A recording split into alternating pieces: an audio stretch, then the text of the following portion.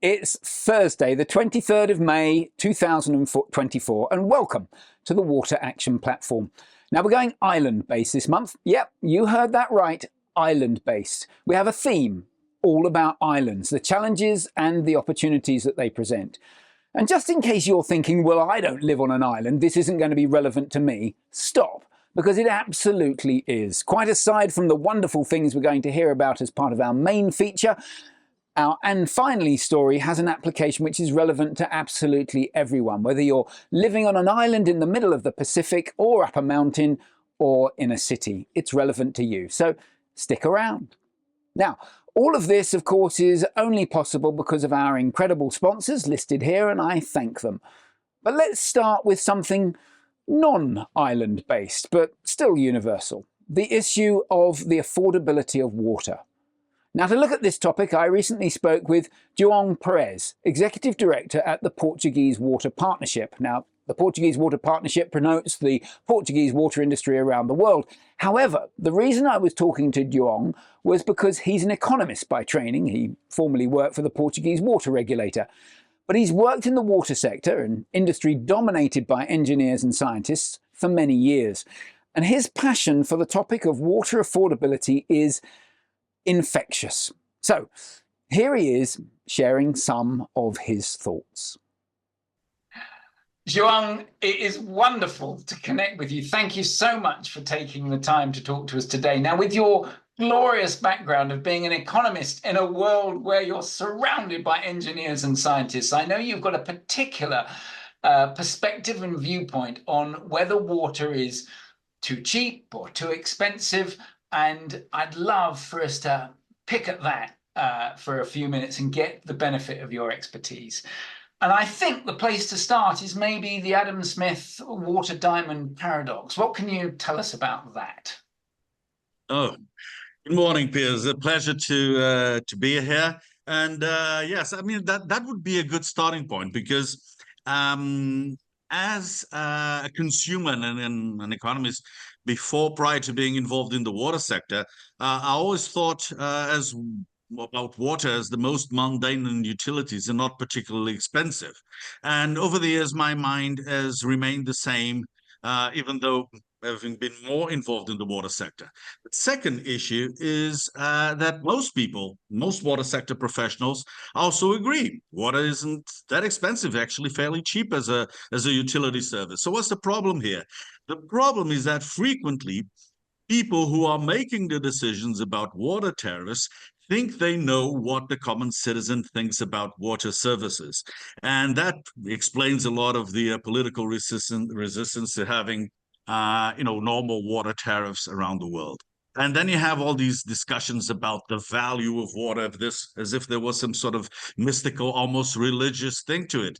Well, in Economics 101, you quickly learn, well, the paradox was that value mentioned by Adam Smith is the contradiction that although water is on the whole more useful in terms of survival than diamonds command a higher price in the market.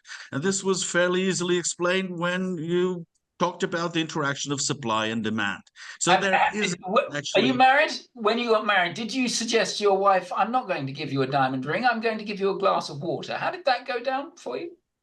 It actually worked well. What I did, and I would recommend, is I went to Tiffany's and bought actually a very cheap ring. It was only $100, was a Paloma Picasso silver ring, but that package from Tiffany's did wonders for me. Excellent.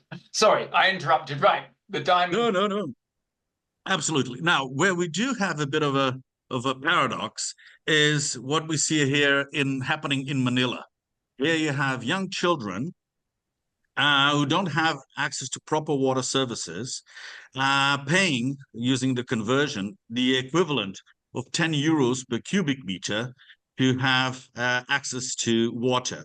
Now, the issue here is that the most affluent people in Manila, those that are connected customers, pay 40 times a lower price than is paid there. And just to give some perspective, what this little girl is paying there is 10 times the average tariff in Portugal. So you actually have this paradox of having the people with the least ability to afford water services actually being the ones who are actually paying the most for them.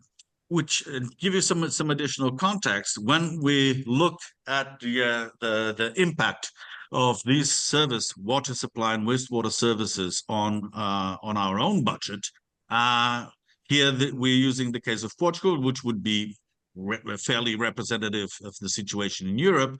You have 1%. Fortunately, our wives are being able to spend more on hairdresser and barber services than on water supply services. Those of us who can, which is good. It's good for aesthetics. It's good for public happiness and health. Some of us still be able to spend more on tobacco and so forth and so forth. So actually, when you look at it from this perspective, it's also unanimous that these services don't represent. And I find finally, it incredible that within the errors that there will be in this, that essentially the same amount spent on alcoholic beverages and hairdressing as is spent on water. That's an incredibly sobering fact, isn't it? Absolutely. Okay, so with all of that, I have to ask, so what would perfection look like? What should we be shooting for? Well, I have a very specific proposal. I think we should all become Scandinavian, okay? What do I mean by that? Either Scandinavian or British, in the sense that what we have here is the per capita consumption in different European countries of bottled water measured in liters per year, okay?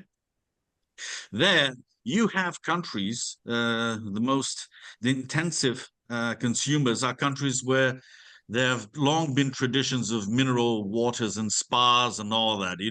Think of Empress Sissi going to San Pellegrino to have a bath. So you have there countries like Italy and Germany with very high levels of bottled water consumption. There you have Portugal with 122 liters per capita. Now, if you look at Scandinavia, if you look at the UK, if you look at Ireland, you have actually very modest levels of bottled water consumption. Okay. Now, I do not have a problem if you want to have bottled water because you love the fizziness of a San Pellegrino or the fine bubble of a Perrier. But in many instances, people are drinking bottled water either because the traditions and regulations when it comes to restaurants allow them to refuse the selling of tap water, which is very frequent in Portugal and Spain, or people are still afraid or unaware of the high quality of water, of tap water that they use. So, you heard it here first. Be more Scandinavian. Thank you, João. It was wonderful that you have such passion for the water pricing challenge. I am duly inspired. We now step fully into our island theme for today's broadcast, and we have a couple of sector expert interviews and a technology showcase. Our first sector expert is Dr. Rodrigo Valladares from Within Isle. Rodrigo's worked for over 10 years in the water industry in drinking water, desalination, groundwater replenishment and wastewater treatment. He's worked all over the world, including in several island communities. Now, in particular, he's led multidisciplinary teams dedicated to developing, testing and implementing new technologies. So who better to talk to about what types of technologies are appropriate for remote island applications? Here is Joe Burgess catching up with Rodrigo when they were recently together on site. Hi Piers, yes, thank you for the intro. Here I am on an island with my colleague Rodrigo, who's got loads of experience working on remote communities and island nations and the technological considerations they need to take into account. Rodrigo, if we can start with the water supply side and with the provision of safe drinking water, what kind of things are appropriate for these kind of situations? Thank you, Joe. Well, we have different types of solutions for our community islands in terms of water supply. We're talking about desalination, spring waters, well water, or groundwater. So on the diesel things, we need to think about low energy desalination systems, such as solar powered desalination systems coming up in other regions in the world, easy to operate, renewable energy consumption. And then on the spring side, we need systems, resilient systems, automated systems that could potentially work hurricane conditions, in emergency conditions, or considering power cuts into the equation. And for well water, well, definitely saline intrusion into the aquifer is a thing. So we should think about low energy pumping systems and a way to remove the salts from the water. That's really interesting. Thank you. So we're looking for technologies that are versatile and durable, and above all, easy to operate with standard components as far as we can.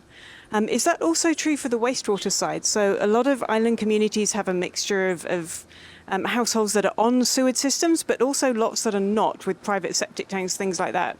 How do we cater for a combination of sewage and non-sewage sanitation? Yeah, you're right, Joe. These communities usually have a combined system. So I'll start with the sewer solutions.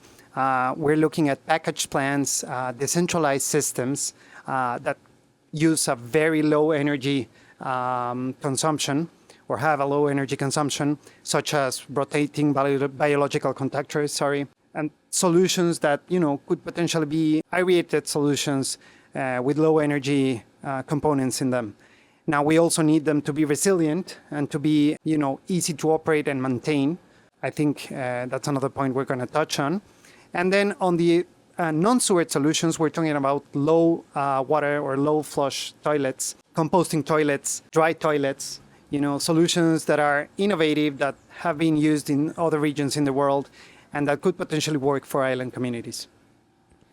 That's interesting as well. So we're looking at a different category of technology, but we're facing the same challenges with things like very long lead times, supply chain issues, difficulties getting things onto the island, and difficulties with getting support from outside the island, because with all the will in the world, not every island is an island that has the kind of technical skills that it needs usually in a small community.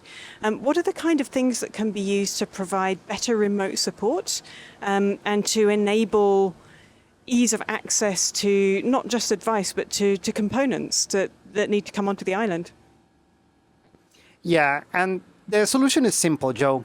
We have to go virtual. We have to go on the digital side of things. Virtual visits, for example, augmented reality visits, or even remote repairs. For operating systems, digital twins might be a solution, might be the way to go. Because in this way, we can turn into a proactive utility, or utilities can be more proactive and less reactive to things, thus reducing the lead times for spare parts, maintenance required.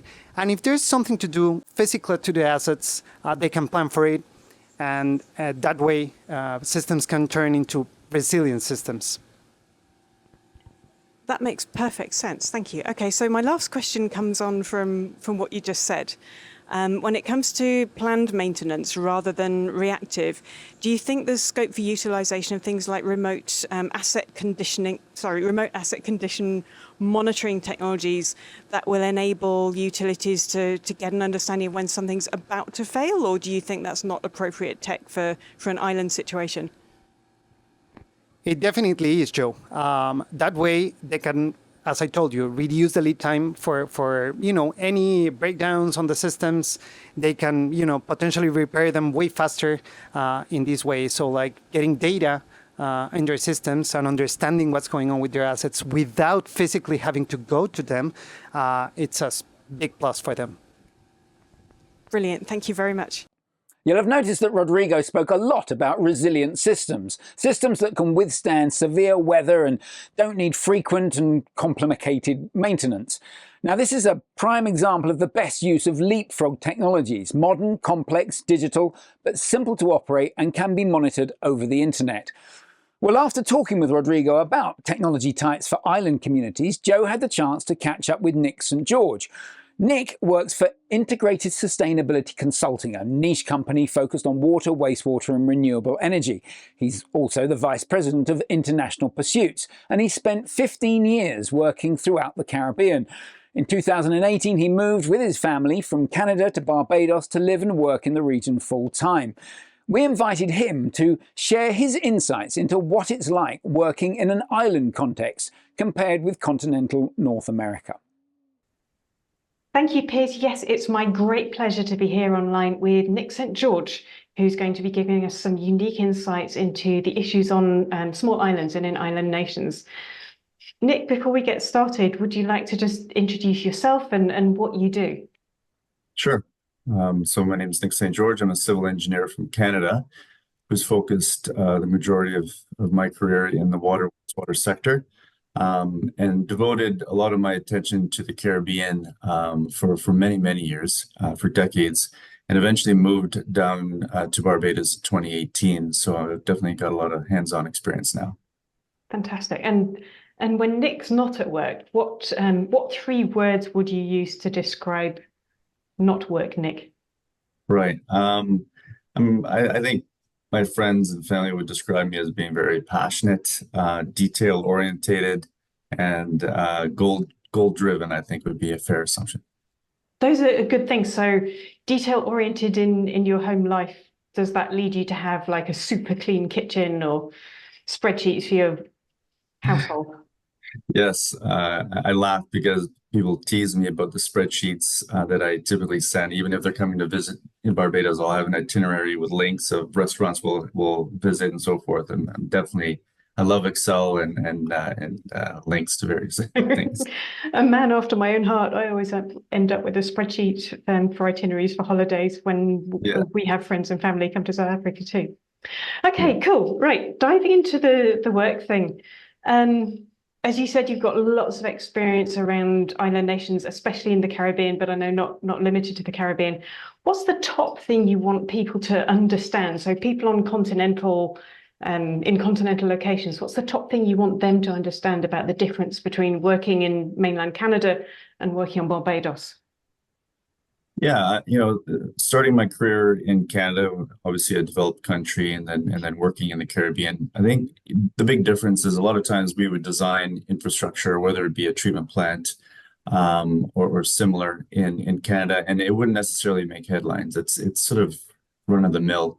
Down in the Caribbean or any developing country, when you design infrastructure like that, it can potentially change lives. And so the work that we do in the Caribbean is very impactful. It's very rewarding, and it's a great place to call home and develop my career.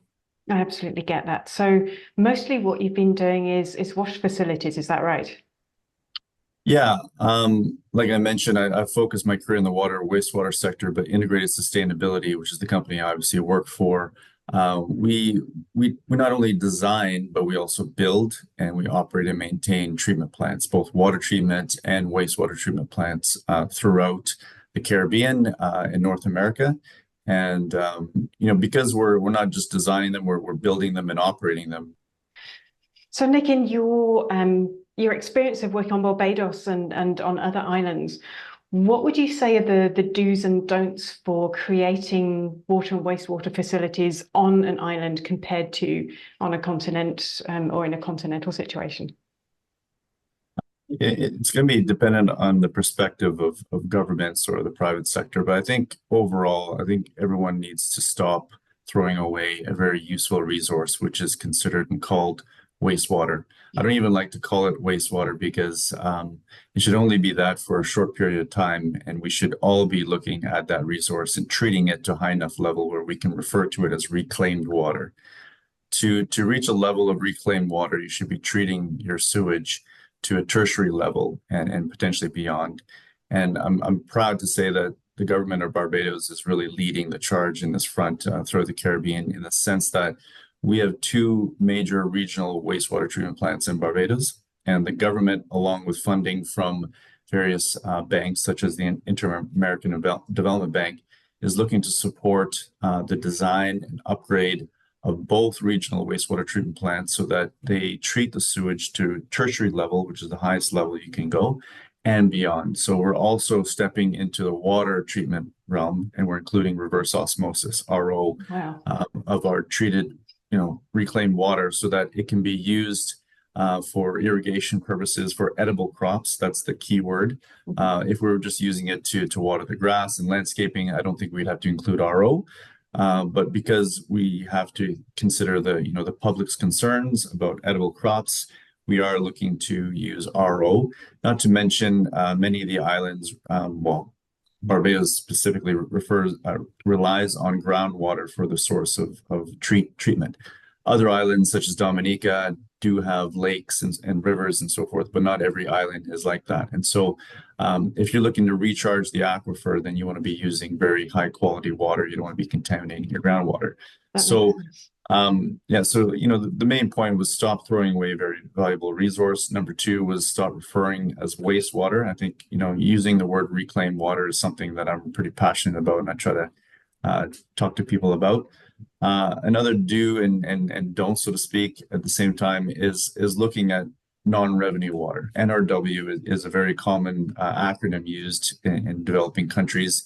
And what that does is it looks at what percentage of water leaving the water treatment plant is lost due to leaks or illegal taps, for example. And it's shockingly high in most countries. Even developed countries like Canada probably have an average of about 15% due to leaks. But in developing countries like the Caribbean, most of the islands, I would argue, are probably in the 70% range. So you can imagine the millions of dollars spent on electricity bills and resources to clean the water and get it out the door, only for it to be lost. Absolutely. So I heard NRW 70% in Montserrat last week, and I was told 80% in Anguilla. Exactly. So can you explain to me and the audience the linkage between increased use of reclaimed water and counterbalancing or lowering this non-revenue water? What does this do for the catchment? What are the advantages? The huge advantage is it reduces the strain on the potable water demand, right? So the governments and the private sector, hotels, resorts, so forth, they, if they're developing, their own water for various reasons, if you can increase the amount of reclaimed water or NRW, reduce NRW, increase the amount of potable water reaching its destination, is you're reducing cost, because now you're actually in some cases producing a revenue source, because you can sell the reclaimed water in some cases to farmers and so forth. So instead of wasting it to the environment, you can create a resource and make money from it. And we have a subdivision, for example, in Barbados, where every household has 2 water meters. One water meter is potable water from the Barbados Water Authority. You pay top dollar for that water. And then you have a second water meter that's connected to your toilets, to your hose bibs outside for irrigation and so forth, that uses reclaimed water from our wastewater treatment plant that we design, build, and operate. So every time they flush their toilet, the water comes to our wastewater treatment plant, we treat it, clean it, bring it back to their household. It creates a loop.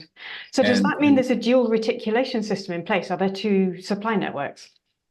Yes. So the purple pipe is what we refer to it. Purple pipe refers to reclaimed water, and what we're doing.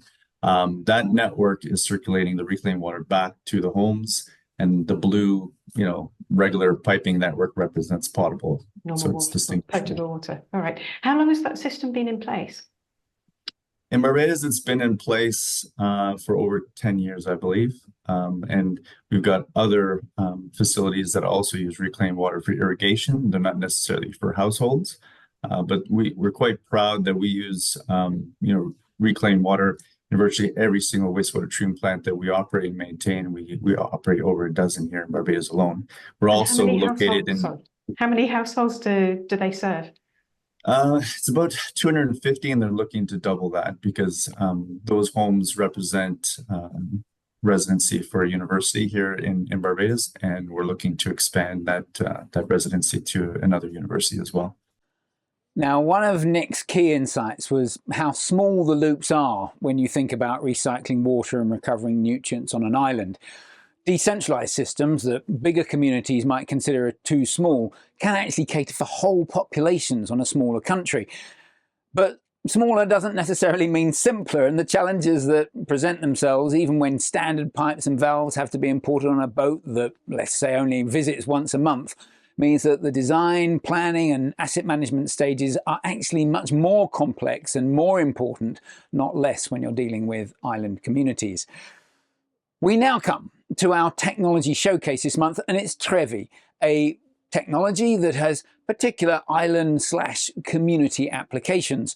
Established in 2010 in Sonoma County in California, Trevi's mission is to develop sustainable water purification and brine concentration solutions. Their approach harnesses renewable energy sources and waste heat to purify water and concentrate brines, enabling resource recovery while minimizing the environmental impact. Trevi's key innovation is a proprietary retrograde thermolytic solute draw solution, which they desalt highly concentrated saline water through forward osmosis membranes. Now, this is then subsequently separated from the recovered water and used for low-grade thermal heat. So here is John Webley, Chief Executive, to share some more. Today, I'm here to discuss a mission very close to my heart, that being desalination of impaired waters, and specifically ocean water desalination using forward osmosis technology for renewable desalination. Did you know that there are 10,000 inhabited islands? Of these island communities, many are facing freshwater scarcity-related issues. Because of the lack of fresh water, they are heavily reliant on imported diesel fuel, and because of that, they are vulnerable to market price fluctuations. Today, I will elaborate on why Trevi is uniquely able to address this water issue and how we are leading the transformation of this water sector. But first, let's delve into how our technology works to enable renewable desalination. So what is forward osmosis? Well, the story starts with a membrane. Just like its brother reverse osmosis, this membrane's function is to remove the salt and allow only fresh water to come through the membrane. But how do we get the water through the membrane? In reverse osmosis, we use high pressure. In forward osmosis, we use our secret sauce. This is our secret sauce. This is a specially engineered polymer that if we place it in a beaker of warm water, you'll notice almost immediately how it changes phase. And if we cool it back down again, it returns to its original state. And that's accomplished by these polymeric heat exchangers we've developed at Trevi. And those three components together make up a forward osmosis system. Having now seen how our technology functions, let's look at two FO plants we've built, emphasizing the integration of renewable energy with desalination technology. Our solar-powered FO system in Limassol, Cyprus, is capable of 50 cubic meters per day, or roughly the demands of 200 people. It features a heliostat solar tower with a molten salt storage tank, allowing for 24 hours of electricity and heat generation without the need for battery storage. The residual heat from the power cycle is used to run the FO plant. The significant energy savings and carbon-free desalination at this plant have been validated, demonstrating the benefits of our technology. Following the success in Cyprus, we established a larger scale plant in Kona, Hawaii. This 500 cubic meter per day plant serves about 2,000 people. It utilizes 1,000 micro CSP collectors, generating 2 megawatts of thermal energy. The heat from a CSP trough is stored as hot water for an environmentally safe, low-cost storage option. This hot water, together with solar PV, feeds Trevi's FO plant.